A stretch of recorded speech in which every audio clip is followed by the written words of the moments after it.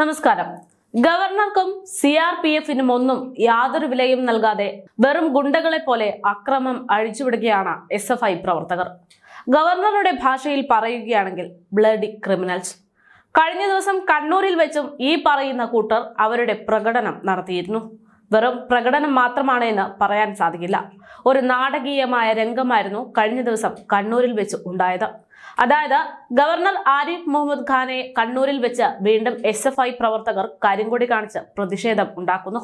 മട്ടന്നൂരിൽ വിമാനമിറങ്ങി വയനാട്ടിലേക്ക് തിരിച്ച ഗവർണർക്കെതിരെയായിരുന്നു കഴിഞ്ഞ ദിവസം കണ്ണൂരിൽ വെച്ച് SFI പ്രവർത്തകർ കരിങ്കൊടി പ്രതിഷേധവുമായി രംഗത്തെത്തിയത്. ഗവർണറെ കരിങ്കൊടി കാണിച്ച SFI പ്രവർത്തകരെ പോലീസ് അറസ്റ്റ് ചെയ്ത് നീക്കുകയുണ്ടായി. എന്നാൽ അറസ്റ്റ് ചെയ്ത് കൊണ്ടുപോകുന്ന SFI പ്രവർത്തകരെ DYFI പ്രവർത്തകർ പോലീസ് വാഹനം തടഞ്ഞ് ഇറക്കി വിടുകയുണ്ടായി. ഇതേ തുടർന്ന് സ്ഥലത്ത് വൻ സംഘർഷമാണ് ഉണ്ടായിരിക്കുന്നത്. DYFI പ്രവർത്തകർ പോലീസ് വാഹനം തടഞ്ഞ് വാഹനത്തിന്റെ ചാവി ഊരിയെടുക്കുകയും ഇതേ തുടർന്ന് സ്ഥലത്ത് പോലീസും DYFI പ്രവർത്തകർ തമ്മിൽ കയ്യാങ്കളി ഉണ്ടാകുകയുമെല്ലാമാണ് ചെയ്തത്. SFI പ്രവർത്തകർ ഗവർണർക്കെതിരെ കരിങ്കൊടി പ്രതിഷേധവുമായി പ്രകടനം നടത്തുന്നതിന്റെ ഇടയിലാണ് ഇതെല്ലാം നടന്നത്. ജില്ലാ സെക്രട്ടറിയെ പോലീസ് മർദ്ദിച്ചുവെന്ന് SFI ആരോപിക്കുന്നു. കണ്ണൂരിൽ ഇനിയും പ്രതിഷേധം ഉണ്ടാകുമെന്ന് SFI പ്രഖ്യാപിക്കുന്നു.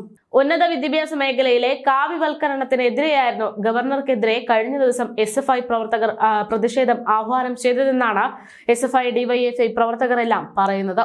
ഗവർണർക്കെതിരെ കരിങ്കൊടി പ്രതിഷേധം മാസങ്ങളായി SFI തുടർന്നുകൊണ്ടേയിരിക്കുകയാണ്. ഗവർണർക്കെതിരെ കരിങ്കൊടി കാണിച്ചതിന്റെ പേരിൽ നിരവധി SFI പ്രവർത്തകർ ജയിലിലായിട്ടുമുണ്ട്. കഴിഞ്ഞ ദിവസം തൃശൂരിലും ഗവർണർക്കെതിരെ ഇതേ രീതിയിൽ ശക്തമായ പ്രതിഷേധം തന്നെ SFI പ്രവർത്തകരുടെ ഭാഗത്തു നിന്ന് ഉണ്ടായിരുന്നു. എന്നുവെച്ചാൽ കേരളത്തിലെ സഖാക്കന്മാർക്ക് ഈ പോലീസിനെയും CRPFനെയും ഒന്നും ഭയമില്ല എന്നാണ് ഇതിൽ നിന്നെല്ലാം വ്യക്തമാകുന്നത്. SFI പ്രവർത്തകരുടെ ആക്രമണത്തെ തുടർന്നാണ് ഗവർണർക്ക് Z കാറ്റഗറി സുരക്ഷയായ CRPFന്റെ സുരക്ഷ ഉൾപ്പെടെ നൽകിയത്. എന്നാൽ അതിനെയൊന്നും ഒരു വിലയും നൽകാത്ത രീതിയിലാണ് പ്രവർത്തകർ ഇപ്പോൾ പ്രതിഷേധം നടത്തുന്നത്. വെറും ഗുണ്ടകളെ പോലെ മാത്രം ആ SFI പ്രവർത്തകർ പ്രവർത്തിക്കുന്നുണ്ട്. എന്നാൽ ഇത്തരത്തിൽ പ്രശ്നങ്ങളും പ്രതിഷേധങ്ങളും SFI പ്രവർത്തകർ നടത്തുമ്പോൾ ഈ കുട്ടി സഖാക്കന്മാർക്ക് നിർദ്ദേശം നൽകേണ്ടത് ഈ പാർട്ടിയുടെ നേതാക്കന്മാരാണ്. മുഖ്യമന്ത്രിയും CPM സംസ്ഥാന സെക്രട്ടറിയും ഉൾപ്പെടെയുള്ള പാർട്ടി നേതാക്കൾ അവർക്ക് ഒരു നിർദ്ദേശം നൽകണം.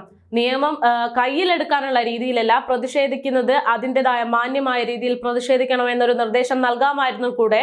അതൊന്നും നൽകാതെ ഈ കുട്ടി സഖാക്കന്മാരെ വെറും ഗുണ്ടകൾ മാത്രമാക്കി മാറ്റുകയാണ് ഈ നേതാക്കളെല്ലാം.